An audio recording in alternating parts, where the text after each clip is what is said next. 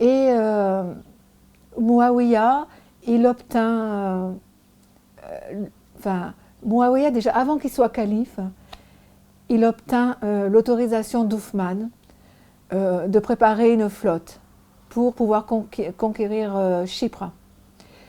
Donc il va préparer, je crois qu'il part d'un port qui était au Liban, il me semble, oui, un port au Liban, et il s'aide notamment de la population de ce port pour apprendre l'art maritime, comment piloter un bateau, comment se conduire sur la mer, comment attaquer, tout ça, parce que ces gens qui naviguaient, même sur des petits bateaux, avaient quand même des connaissances plus que les Arabes de Médine ou de la Mecque en matière de voyage sur la mer, quoi. C'est sûr que les gens de Jeddah, par exemple, étaient habitués à naviguer, pas sur des bateaux immenses, c'était généralement des petites embarcations, mais là, Mouawiya a eu l'autorisation d'Ousmane pour créer vraiment une flotte et que l'Empire islamique puisse s'étendre au-delà des mers. Jusqu'à présent, il s'était étendu dans les terres, mais là, il y avait vraiment la nécessité. On arrivait à un point où on avait la barrière des mers. Donc il fallait vraiment avoir une flotte pour pouvoir ne serait-ce que conquérir d'autres pays et ne serait-ce aussi que rivaliser avec les Byzantins. Voilà. Donc cette Aram, elle vécut assez longtemps pour connaître la première flotte navale de l'islam. Et elle participa, donc le prophète lui avait prédit, elle participa à cette expédition avec son mari qui est Abdullah ibn Samit, qui est un fameux sahaba également. Et elle va y participer. Elle va débarquer à Chypre. Et donc le problème, c'est que lors du débarquement, je ne sais pas, sa monture, alors est-ce un cheval, est-ce un chameau, va avoir peur et elle va être projetée à terre et elle va mourir sur le coup. Et actuellement à Chypre, il y a sa mosquée et ils l'ont enterrée sur le spot, sur le champ quoi, où elle est morte. Donc à l'endroit où il y a la mosquée, il y a une mosquée Oumi Haram et il y a sa tombe là. Et la conquête de Chypre, Chypre va être sous l'égide des musulmans pendant 200 ans, les 200 ans qui viennent, grâce à cette flotte navale. Voilà. Alors maintenant qu'on a vu un peu la famille d'Anas, qui n'est pas inintéressante, hein, parce que quand même des gens intéressants et des gens que notre prophète aimait beaucoup et qui ont compté dans l'histoire de l'islam. Donc il y a aussi un oncle qui s'est battu à Uhud, mais vraiment, et qui a été tué là-bas alors que tout le monde fuyait. Il est revenu, il a dit non, non, moi je vais me battre jusqu'au bout et c'est un beau jour pour mourir. Et il avait tellement de blessures sur son corps que sa sœur, cet oncle d'Anas, l'a reconnu uniquement par ses doigts. Elle a pu dire oui, c'est mon oncle. Tout le reste du corps était massacré, massacré. Donc voilà, vraiment une famille qui a compté pour l'histoire de l'islam. Alors on va revenir sur Anas maintenant. Donc il participe aux expéditions du prophète. Et il va participer à Badr, pas en tant que guerrier, mais en tant que servant du prophète pour amener l'eau, amener ce que le prophète a besoin, étancher la soif des Sahaba aussi, voilà. Donc il ne va pas être considéré comme un Badrioun, vous savez, je vous en ai parlé dans la définition des Sahaba, mais il va être considéré dans une catégorie annexe qui est ceux qui ont été témoins de Badr, qui étaient sur le champ de bataille, mais qui ne se sont pas battus. Et c'est le cas, Anas fait partie de cette catégorie, avec peut-être d'autres adolescents qui n'avaient pas atteint l'âge de la puberté, l'âge pour se battre. Alors il y a aussi Ousmane qui était absent lors de Badr, mais Ousmane, la fille du prophète, sa femme, donc il avait épousé la fille du prophète, était très souffrante et le prophète lui a donné l'autorisation de ne pas participer à Badr. Donc des gens comme Ousmane, ils ont eu le privilège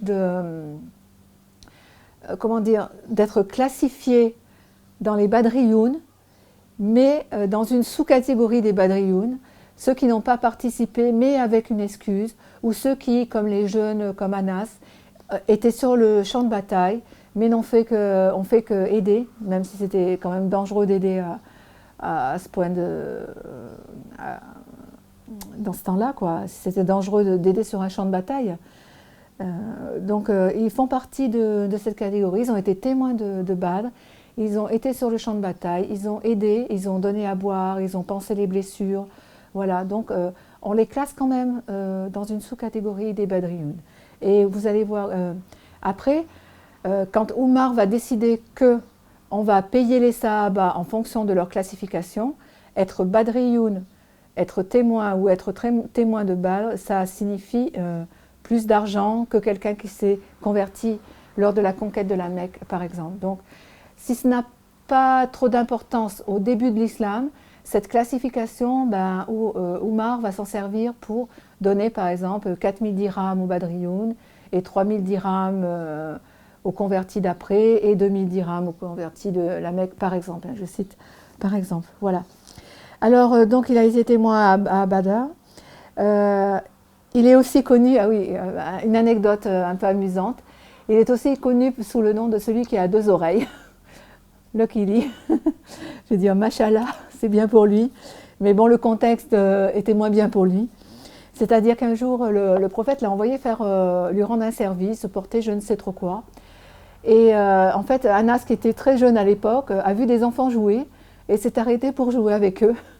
Et le prophète est sorti d'où il était et a vu Anas et n'a pas été très content. Donc il est allé vers lui, il est arrivé par derrière et il l'a pris par les 2 oreilles et il lui a dit « Mais qu'est-ce que tu fais là? Je ne t'avais pas confié quelques tâches à faire ?» Et comme il l'a pris par les 2 oreilles, ce surnom de celui qui a les 2 oreilles, il lui est resté. Voilà. Anas, bien sûr, était confus et est parti vite faire ce que le prophète lui avait demandé. Voilà, tout au long de son service auprès du prophète, ce dernier va lui donner différents conseils dans différents domaines. Et tous ces conseils, ce sont des hadiths que Anas va transmettre dans le futur, comme pour les ablutions, les bons usages. Et je vous ai dit tout à l'heure, ce sera sa spécialisation. Donc auprès du prophète, il mémorisera plus de 2000, on dit 2500 hadiths. Anas a 20 ans quand le prophète meurt. Sous les califes bien guidés, donc les califes Rashidoun, sous Abu Bakr, il va être collecteur de zakat à Bahreïn. Sous Oumar, il va faire partie de son cercle très privé de conseillers. Et sous Othman, il va être envoyé à Basra comme gouverneur. Après, donc, il va s'installer définitivement à Basra et il va commencer à avoir une classe d'hadith sur Basra. Donc Basra est relié en termes d'érudition, en termes de classe d'hadith à Anas ibn Malik. Donc sa classe, elle était très fameuse également. Et puis il a formé, comme Ibn Masoud à Koufa, il a formé une génération de tabi'oun et de grands savants, chacun dans leur domaine bien précis. Voilà. Alors Anas et la guerre civile qu'il y a eu, les fitnas qu'il y a eu entre Ali et les Sahaba, à Zubair, Talha et Aïcha, en premier la bataille du chameau. Donc il n'a pas pris parti à la première fitna.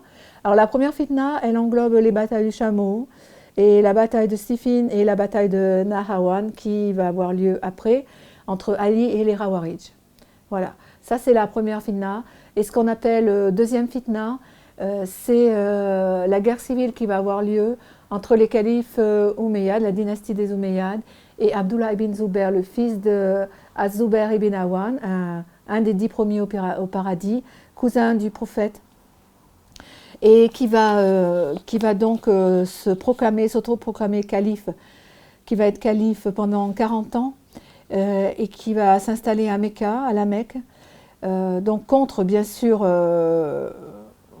réfutant bien sûr la légitimité de la dynastie des Omeyyades qui, eux, étaient installés à Damas.